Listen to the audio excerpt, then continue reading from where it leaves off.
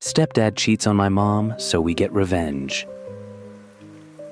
This may be a long one, apologies in advance. I moved in with my mom after her marriage of 25 years with my bio dad was ended.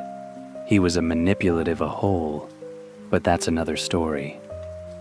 Shortly after the divorce, my mom introduced me to her boyfriend at the time, Chris. Now, my mom worked as a correctional officer at the county jail.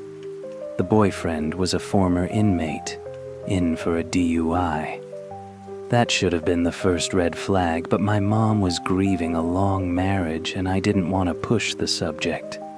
Chris seemed to make her happy, and that was enough for me. Me, bro, and sis all moved in with mom and Chris, and we seemed to get along okay.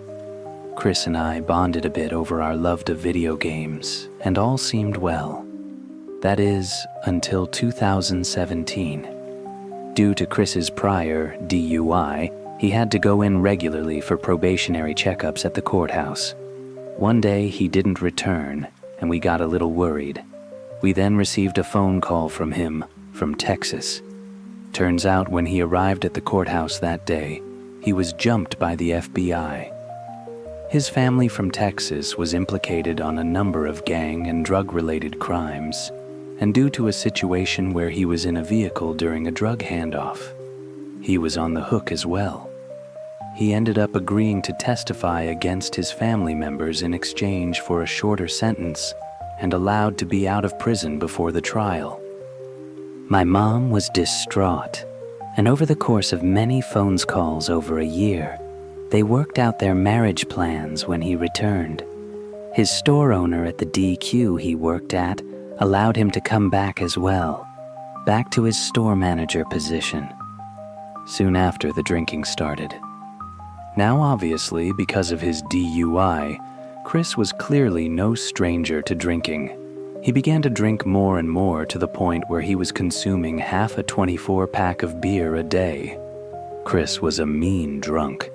He regularly started fights when wasted, and while they never got physical, he wasn't exactly kind with his words. My mom enabled his behavior for several years, saying the stress was getting to him from work and from the upcoming trial. Finally, after several years, my mom had enough. Chris came home extremely drunk one night, and my mom confronted him. She asked if he'd been drinking, and when he didn't deny it, she kicked him out. He went to live with a friend temporarily. The next morning, Mom asked us to help gather a few of his essentials so that he didn't have to renter the home until he was sober. While we were gathering his things, we heard a knock at the front door. We opened it to find Betty, one of Chris's co-workers and someone I went to high school with. She told my mom she had something important to share. After sitting my mom down and telling her not to share where she got the info from, Betty told my mom about how Chris was cheating on my mom with Darla, how he regularly had Darla perform acts in and around his workplace, how Betty had caught them, and how Chris told her that if she ever told my mom, he'd fire her. He was the store manager. And finally, how Darla was pregnant. My mom was angry. After the initial shock wore off, she told us to round up all of Chris's things and to dump it outside. We took everything of his out of the house and tossed it all in the alley behind our house. Chris had no reason or ability to return to the house. It was rented with only my mom on the paperwork, so no issues there. In the meantime, she called and confronted him. He confessed to the entire affair, and that he was happy Darla was pregnant because that meant he'd finally have a child of his own. Mom refused to have more kids. We three were massive strains on her body. She likely wouldn't survive anymore. He refused to apologize for any of his actions. My mom arranged for him to collect his items from the alley, with an officer present, and he left our lives. The revenge. Now my mom clearly wanted to dust her hands of him and move on. She was already quite emotional from the whole ordeal and wanted nothing more from him. But sis, bro, and I had other ideas. First, we called his workplace. DQ operates as an independently owned franchise, and the owner of this branch owned several branches in the area. He was also a good friend. We informed him of the S-acts being performed on the premises, and he went the processes of getting Chris booted from his position and barred him from any of the branches in the area. Funnily, Betty got his position after he left and now runs a tight and clean ship. Chris no longer had a job or a place to live, and so went to live with Darla in a town about an hour away. We found out that he started working at another DQ in that town and informed the owner of that location of the situation. It took significantly longer, due to there being no current indecent actions occurring there, but eventually he lost that job too. Soon after, Chris began driving around our neighborhood, seemingly stalking my mom and our family, probably because of his job loss. Now, due to the whole situation in Texas, he never had his probation lifted for his DUI, and thus still did not have a license.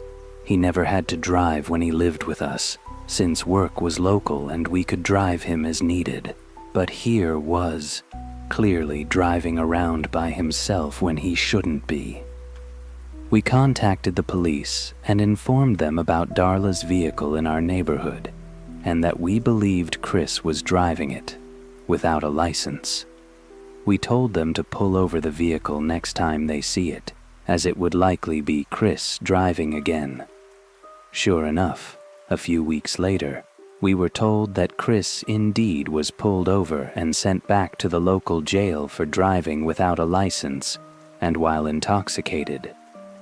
The police also did a search of the home he was staying at and found several guns at the premises.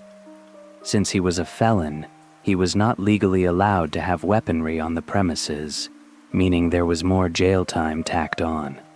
By the time his jail time had finished, it was just in time for him to be sent back to incarceration in Texas for the trial. Chris's son was born while Chris was in prison. Darla evidently realized what an absolute ass Chris was and cut ties with him while he was in prison. During his prison time, Chris started sending tons of letters to my mom, stating how sorry he was, pleading to take him back, and ranting about how it wasn't his fault. All in the same letter, mind you.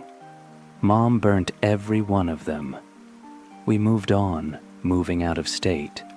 Chris evidently got out of prison some years ago and now lives in Kansas, struggling and fighting child support, which Darla sued him for. Mom now has a new boyfriend who treats her right and cares a lot more than Chris ever did.